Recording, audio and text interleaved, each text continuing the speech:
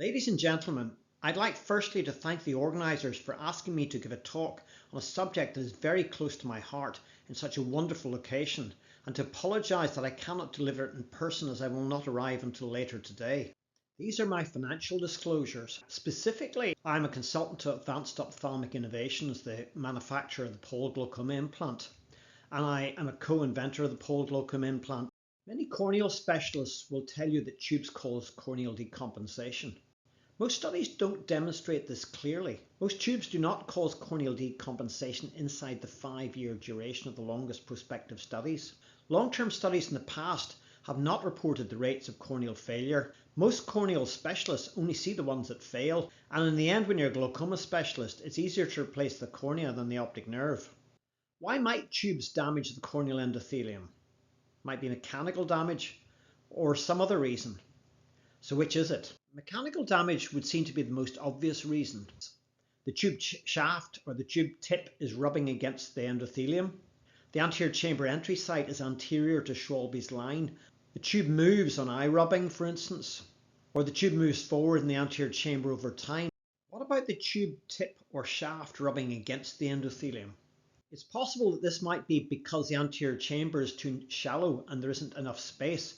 But most of the time, it's actually lousy surgery that the tube is being put in too close to the cornea, as in the case on the left, or too long, as in the case on the right, where you can see when the patient rubs their eyes, the tubes are moving all over the place. But tube length is only one of many potential risk factors. In this OCT, you can't see Schwalbe's line, but you can see where scleral spur is, and you can see the tube is clearly in the peripheral cornea. This is what many people would say is mid-anterior chamber, when in fact there really is no such thing as mid-anterior chamber, because these tubes are 640 microns in diameter and thereby occupy the entire angle. So if they're not close to iris, they are close to cornea. IOP is also a potential cause, while others have blamed inflammation and various flow factors. We actually investigated this in a 5-year prospective study that was published in Ophthalmology Glaucoma in 2020. We looked at 72 eyes. We measured a number of preoperative parameters.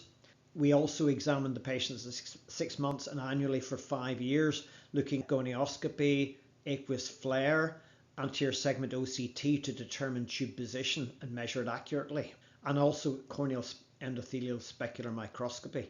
You can see here that the patients were almost evenly split between uveitis and POAG.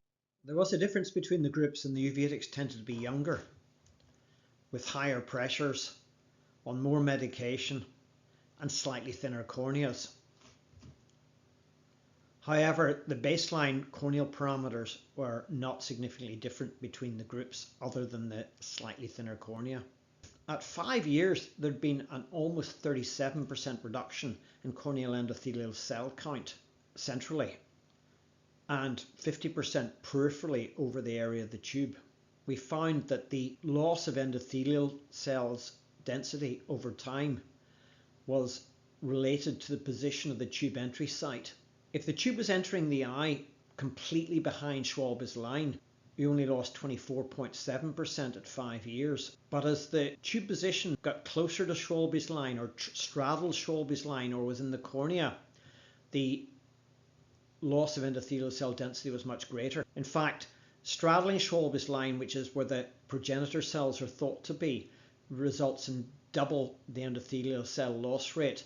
So tube insertion position has a significant influence on central endothelial cell density. It also had the same effect on peripheral endothelial cell density, i.e. the tube insertion position was behind Schwalbe's line. The endothelial cell loss was 50% of what it was if the tube was straddling Schwalbe's line. Flare, interestingly, IOP and uveitis did not influence the central corneal endothelial cell density.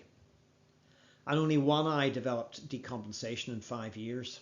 Now, my brave opponent, Jing Han, has also published on this and shown that if you place the tube in the sulcus, there is reduced endothelial cell loss. The interesting finding was that in her study, the sulcus endothelial cell loss rate was actually no better than in our study when the tubes were in the angle behind Schwalbe's line. In fact, in her study, sulcus fixation resulted in slightly worse endothelial cell loss. So I've shown in this study that around 50% of tube-related endothelial cell loss is mechanical and accounted for just by the entry site position. Flare and hence inflammation doesn't seem to have a major role. This also seems to be IOP independent, though if you have a high pressure to start with and have lost endothelium from very high pressures, then obviously you will have less endothelium to start with. Logically, a smaller tube should be associated with less endothelial cell loss.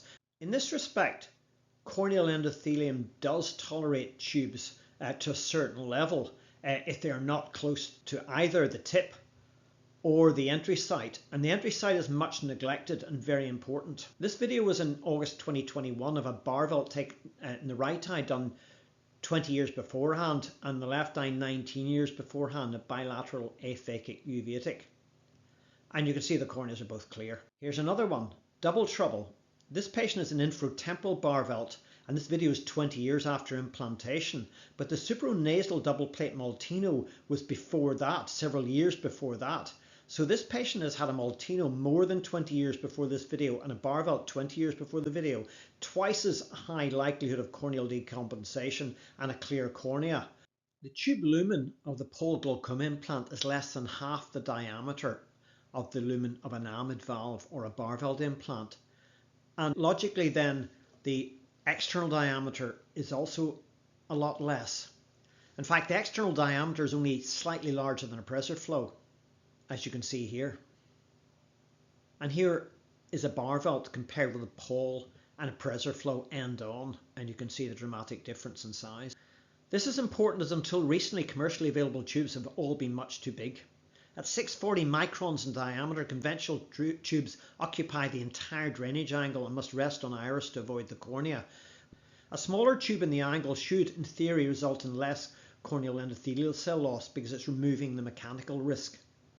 In conclusion, around 50% of tube-related endothelial cell loss is mechanical and related to surgical technique.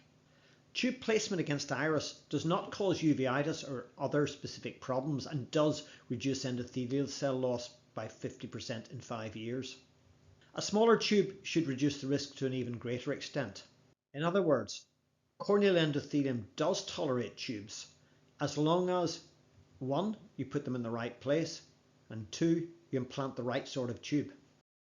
Thank you very much for your attention, for the opportunity to speak, and I very much look forward to joining you in Bali very soon.